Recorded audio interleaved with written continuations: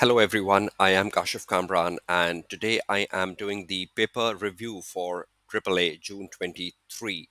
Now, in terms of the paper review, I would first like to share with you the student feedback I got from the poll I conducted within the first 24 hours of the AAA June 23 paper. Let's see what is the student initial reaction to the overall paper.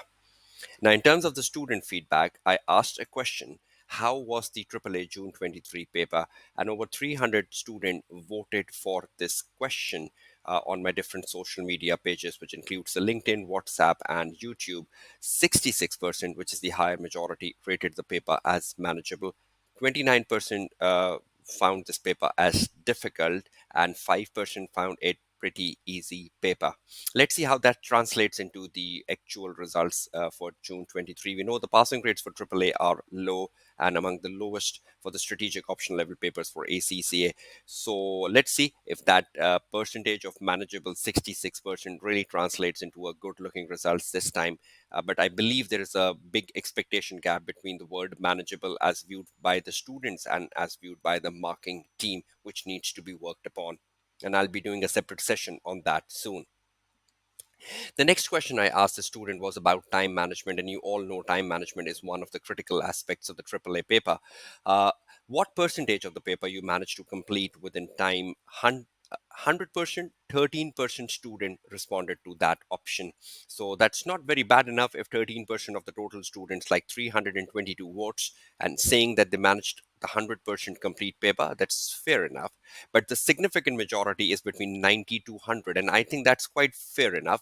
I always tell my student that if you manage to complete nearly 90% paper in exam pressure, that's something good and should have high hopes of passing the AAA paper. So 42%, which is the greater majority, attempted paper in between 90 to 100, which is quite good.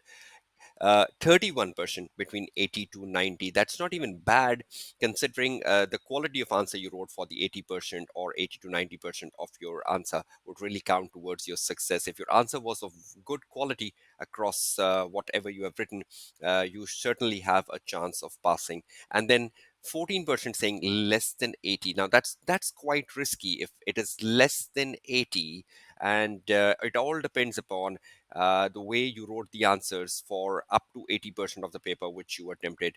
So I believe the good uh, aspect of this poll was that 42% which managed to complete 90 to 100% of the paper, 13% managing to complete 100%, and then again 31% managing to complete 80 to 90%. I think the message about time management is disseminating well over the last few years now, and the student have started to I understand that they are not replicating the examiner model answer in their actual exam. They need to write what they can write in 3 hours and 15 minutes, and they need to explain each point well within like 3 to 4 sentences and then move on. But if they start to replicate the examiner model answer, then again they will come under serious time management issues. So I hope this is addressing well over the last couple of attempts now.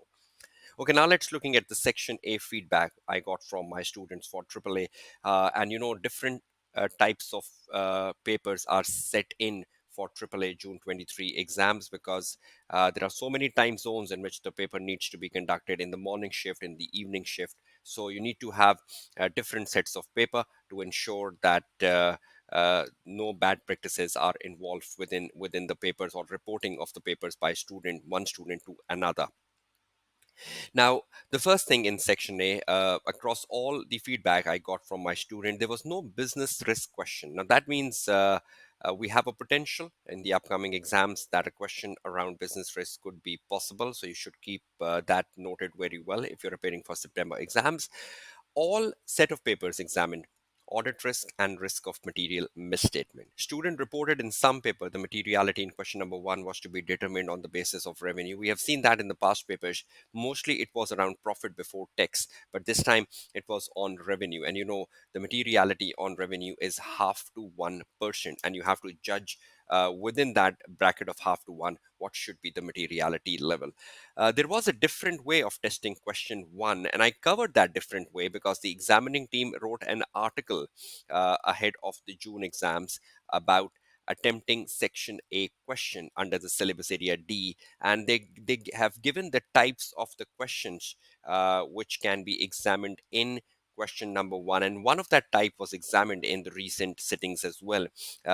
You can see the example for that. For example, in the first part, the examining team asks you evaluate and prioritize the significant risk of material misstatement except for inventory. They're saying except for inventory, evaluate the significant risk. Now, why they have given an except for inventory? Because in the second part, they're specifically asking you evaluate why inventory has been identified as a significant risk of material misstatement and recommend procedures on it. So they're asking you that why inventory is a specific risk or why inventory is a specific significant risk. So you need to justify that, just like you're writing a ROM answer and then giving procedures on that. So that sort of a bifurcation was covered in the examiner article attempting section A question, and that was examined in the June 23 paper in one set of the paper, that you need to evaluate the significant risk minus the inventory, and then inventory was put into the second part for a more specific attention. Rest, all things were very usual across section A question. There was nothing unusual reported from the student. Yes, again, the depth of your understanding of the accounting standard plays a very crucial part in attempting the question one, which is in the section A. If you lack the depth of knowledge, accounting knowledge, you will struggle, because examining team is testing lots of accounting treatments, and if you have recently given the SPR paper or you are giving SPR paper with AAA, that really counts in terms of your how good you control the section A question. Other parts tested in question one includes procedures, ethical issues, matters relating to component audit or component auditor. That was mostly the feedback I got from my students. So no business risk. It was an audit risk and a ROM focused exam sitting. The new way of testing the question number one, except for inventory and inventory put into the second part, was also examined in. And mostly students said that the materiality was to be determined on revenue this time, not on profit. But nothing unusual. Mostly things you can see in section A is in line with the previous past papers, recent past papers. So nothing unusual reported or anything extraordinary reported from the student. But again, this is student feedback. There could be some errors in it. So this is what is the feedback I got from my global set of students. Now moving towards the section B, there were lots of questions in section B, and student give me diversified feedback on section B in terms of what came in, because again, different papers are set in like 3 to 4 papers on a global scale. So let's see what sort of reporting came in, what sort of student reporting came from section B. One set of students told me that they got a question around going concern in section B, and it consisted of 3 parts. In the first part, you need to comment on the sufficiency and the appropriateness of the evidence, and certain procedures were given which did not accurately assess the valuation of inventory and going concern assumptions. So you need to critically appraise the evidence gathered, and the student was saying that there were some inaccurate procedures performed by the auditing team which needs to be criticized in terms of the first part, and that is, I think, more in line with the previous questions you have seen on comment on sufficiency and appropriateness of the evidence around going concern. In the second part, it was procedures were required to gather any remaining evidence for going concern. So examining team asking you what further procedures would you do if you believe that the procedures performed by the audit team was insufficient in the first part, then what extra procedures will you be doing?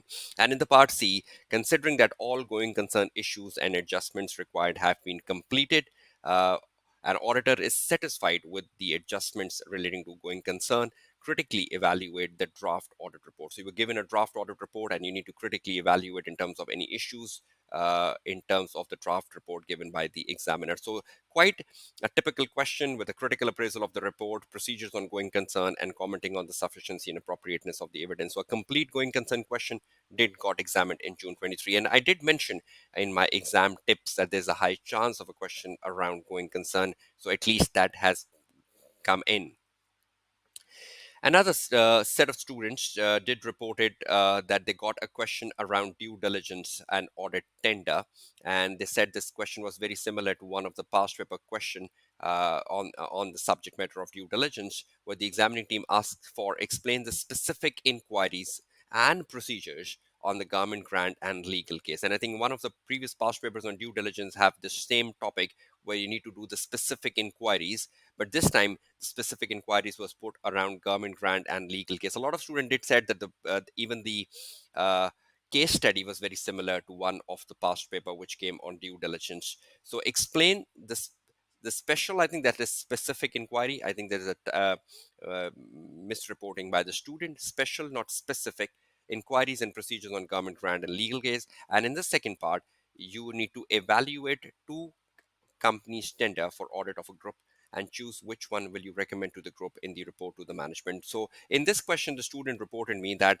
there were two audit firms interested in the audit of the group, and the two audit firms have submitted their proposals. And as the auditor of the group, you were not auditing the group, you were offering them non-audit services, and you were the present auditor in terms of non-audit services. So the management has asked you, as an auditor offering non-audit services, that which of the two tenders should we accept. So there were two tenders which needs to be critically evaluated, and you need to choose one tender in terms of which audit firm looks good to conduct the audit of the group. So that was based upon the case study knowledge. You just need to look at the pros and cons of the tender submitted by the firm A and firm B, and then choose which firm was better in the case study. That's quite a different question, but quite an easygoing question, because it was all down to the case study, and material was given for firm A, material was given for firm B, and you need to choose which firm is best for conducting the audit of the group. Then another student reported a question on quality management issues. We did uh, emphasized in my exam tip session that quality management should be one of the focus areas because it's more of a recent amendment. And again, a question on quality management was found in the section B of the June 23 paper. Student reported that the question focused on a scenario based question, which with us as trinket company auditing Good Kind, Jordan and Albitri Company. We were at the review stage and were required to comment on the ethical and quality management issues that arose conducting the engagement. So, examining team has given you three situations: the audit of Good Kind, the audit of Jordan, and the audit of Albitri. And you need to find the quality management and ethical issues for the three audits you have conducted, and you are at the review stage. So, quite a typical quality management question, but the examining team giving you situations of 2 to 3 audits you are conducting and then investigating the quality management issues in each one of them. So a question on quality management did made impact in the June 23 paper as well. Then the student reported there was a question on communicating matters to those charged with governance. We have seen a question like such in past papers as well, and the critical appraisal of the report. In the first part, the student mentioned the question asked for matters to be discussed with those charged with governance on control deficiencies and fraud in a report to TCWG. So the matters you need to discuss with TCWG was about the deficiencies in the internal control. You need to identify them and you need to report them to the management, and you need to give recommendations on these deficiencies, and then a fraud as well, which must be in the case study, and it's just to be reported to TCWG as well. Then you need to criticize the CAM in the audit report. So there was a CAM section in the audit report, and you need to criticize whether it is right or wrong, or there is some issue with the wording of the CAM, or whether CAM has been included for a matter for which it should not be included. So that was the one of the question in section B as well. Then there was another question on accounting matters and impact on report, which is very typical. If you look at the past paper, student reported, we got a question where we have to discuss matters with TCWG in relation to impairment loss, consideration of goodwill, and cancellation of receivable and payable in the related for the group audit. So something like, I think, intercompany balances. So impairment loss, consideration of goodwill, and cancellation of receivable and payable in the audit of the group. So 16 marks. So a lot of accounting treatment discussion in the first part. Matters, you're very fond of this question in the past paper. And then in the second part, impact if impairment loss issue is not corrected on the audit opinion and on the audit report.